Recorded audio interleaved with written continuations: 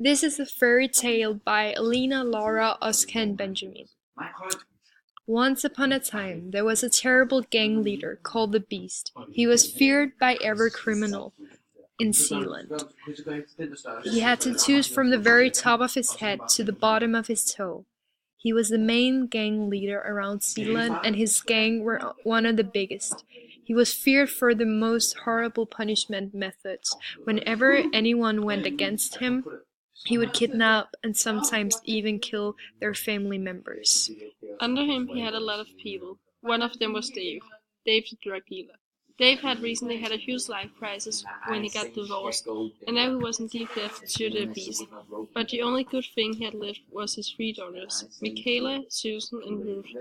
Even though Dave was kind of an ugly man, he somehow got a beauty queen of a daughter, Michaela. She worked as a model, and her face was on every poster in the town. But one day everything changed. It was Monday 2 a.m. and Dave had just finished the last deal. He walked around the corner and out of nowhere came three masked men, and they started to shadow him while he was walking. Suddenly they started to attack him and beat him with baseball bats and a frozen chicken. "You got until Thursday at 11 or your daughter will suffer great pain." They left him there on the street barely alive.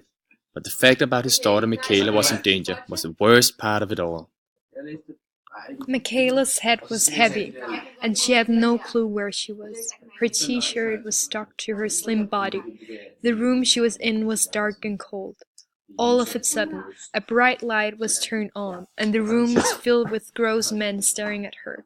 They surrounded her from every angle, moved closer with their hungry eyes looking at her, and she felt like she was a feast, a piece of meat that they were about to consume.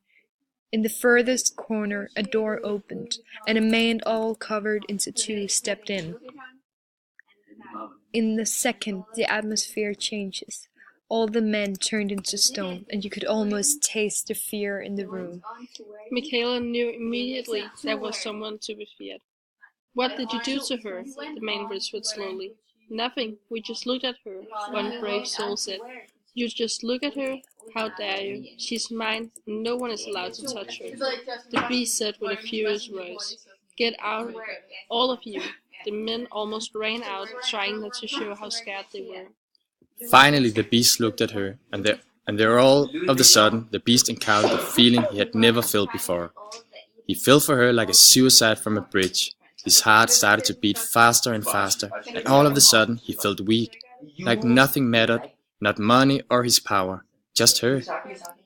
She was curled up in a corner, but her beauty filled the room. It was almost painful looking at her. Her hair was in a deep hazel curling down her body.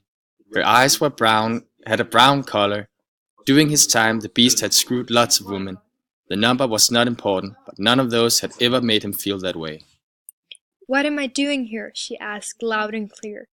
The only thing he ever wanted was to hold her tight, protect her and love her. But he had to keep up his horrible reputation.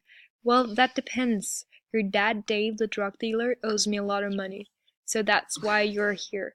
All of a sudden his parade fell to the ground, and the strange water started to drop to the ground from his eyes. She did not say a thing, just stared at him awkwardly. Then someone knocked on the door, and the Beast's face changed in a second. He moved away and said, "Yes, come on in. But I'm sorry, but we got a real problem.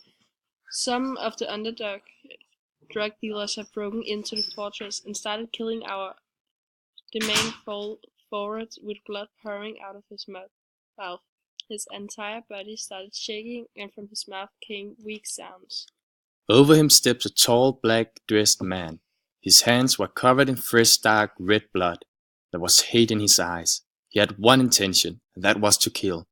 The Beast was a big and fearsome man, but even his eyes showed mortal fear.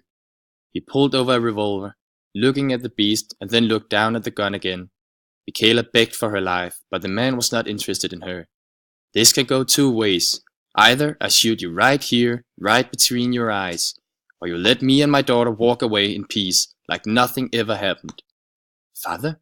Michaela said with fear in her voice.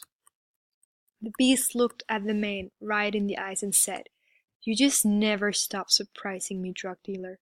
First you steal my money, and now you're trying to steal my newest treasure? Take her, but knowing that I'm doing this for your beautiful daughter, not you." He turned around, looked at Michaela. "I'm sorry I had to meet you this way. But maybe destiny will bring us together again," he said, kissed her on the hand like a real gentleman. "Maybe," she said, with curiosity, a bit happy. And so the father and the daughter ran out of the gang fortress and was never to be found again. The end.